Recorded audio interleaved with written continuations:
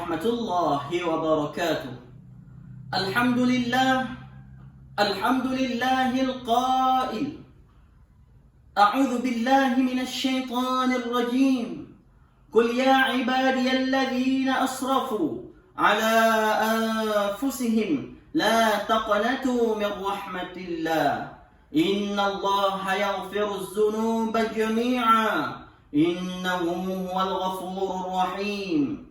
Asyhadu an la ilaha illallah wahdahu la syarika lah wa asyhadu anna Muhammadan abduhu wa rasuluh. Allahumma salli wa sallim ala sayyidina Muhammad wa ala alihi wa ashabihi wa man tabi'ahum bi ihsanin ila yaumiddin. Amma ba'd, fa ya ibadallah, ittaqullaha haqqa tuqatih wa la tamutunna illa wa antum muslimun.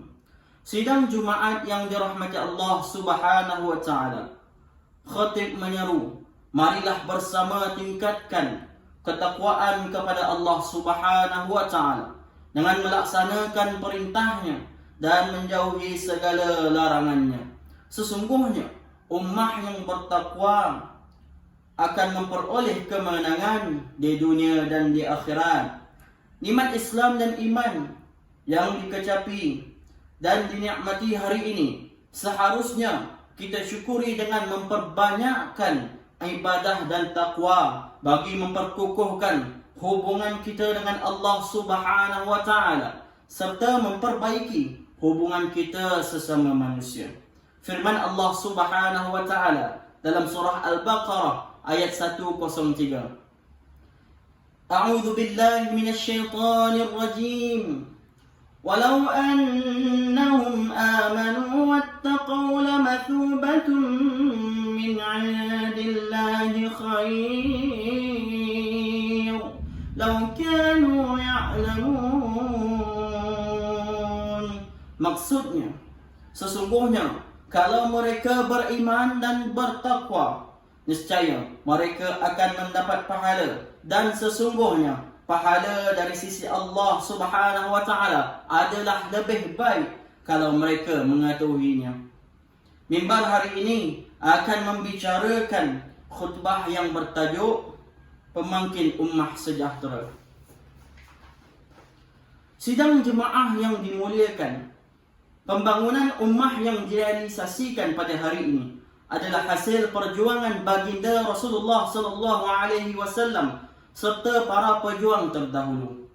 Hari ini Islam adalah agama yang dikenali semua penduduk dunia berbanding semasa pasca awal Rasulullah sallallahu alaihi wasallam memperkenalkan Islam sebagai satu agama yang asing dan dicemuh ramai. Namun hari ini Islam dapat diperkembangkan ke dalam pelbagai masyarakat dan kaum di seluruh dunia. Di negara kita, perbezaan agama, etnik, bahasa dan budaya bukan penghalang kepada keharmonian dan perjuangan untuk Islam memantapkan hubungan dan membentuk kesejahteraan dalam pembangunan ummah di Malaysia. Perpaduan kaum adalah elemen yang sangat penting untuk menentukan kestabilan politik, sosial dan ekonomi. Elemen utama ini seharusnya digenggam erat demi memastikan pembangunan ummah terus berjalan lancar dalam segala hal. Islam mengajar umatnya untuk mengamalkan ukhuwah yang baik dalam membantu ummah yang berjaya. Islam itu adalah agama persaudaraan dan perpaduan, serta terkandung di dalamnya nilai-nilai positif yang harus diterapkan seperti berbuat baik, berkasih sayang, hormat menghormati, tolong menolong, amanah, jujur, bertimbang rasa dan sebagainya. Nilai-nilai murni ini yang menjadi tonggak perpaduan ummah. Sastera negara Bahazain pernah mengatakan perpaduan tidak dapat dilaksanakan jika dibaja dengan kata-kata, tetapi ianya dapat dilaksanakan jika dituai melalui gerak kerja. Jelas di sini bahawa perpaduan wujud atas dasar kesedaran yang terbit dalam diri kita sendiri dan terbentuk atas dasar kepentingan ummah keseluruhannya. Konsep jemaah selalu menjadi fokus utama dalam mencerminkan roh perpaduan ummah, kesefahaman, kekitaan dan kemanusiaan seluruh rakyat di negara kita ini. Sidang jemaah yang berbahagia, dalam mempertahankan syariat Islam, umat Islam perlu sehati sejiwa mengembeling usaha dan tenaga demi memastikan agama Islam berdiri teguh dan kukuh. Tanpa kesepaduan dan komitmen ummah yang baik, kita khawatir agama yang dibina sejak zaman nenek moyang kita dihina dan dipermainkan. Semua yang mengaku Islam wajib membantu sesama manusia, dan inilah keindahan Islam yang perlu ditunjukkan pada semua, seperti mana hadis Rasulullah sallallahu alaihi wasallam yang bermaksud seseorang muslim itu adalah bersaudara bagi muslim yang lain, maka dia tidak akan menzalimi dan membiarkannya derita.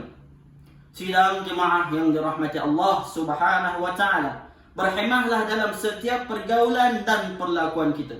Nasihat menasihati, ingat mengingati, mematuhi segala yang menjadi tuntutan dalam kehidupan kita. Jangan kita mencipta saluran fitnah alaf baru yang semakin mendapat tempat dalam segenap lapisan masyarakat. Peliharalah keamanan dan kesejahteraan yang telah terbina sekian lama.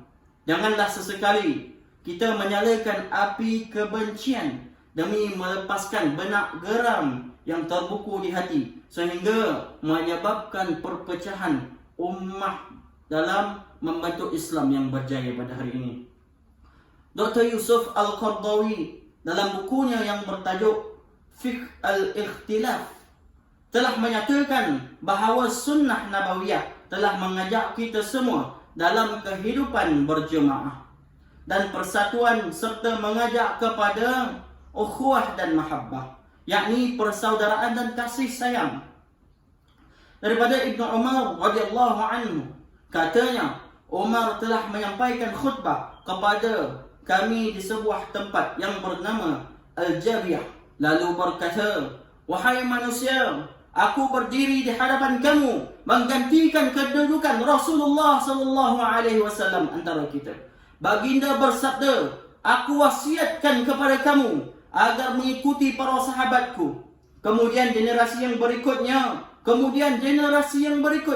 kamu perlulah berjemaah, jauhilah perpecahan, kerana sesungguhnya syaitan bersama orang-orang yang bersendirian, dan dia syaitan akan lebih jauh daripada dua orang. Sesiapa yang mahukan wangian, maka hendaklah iltizam dengan berjemaah."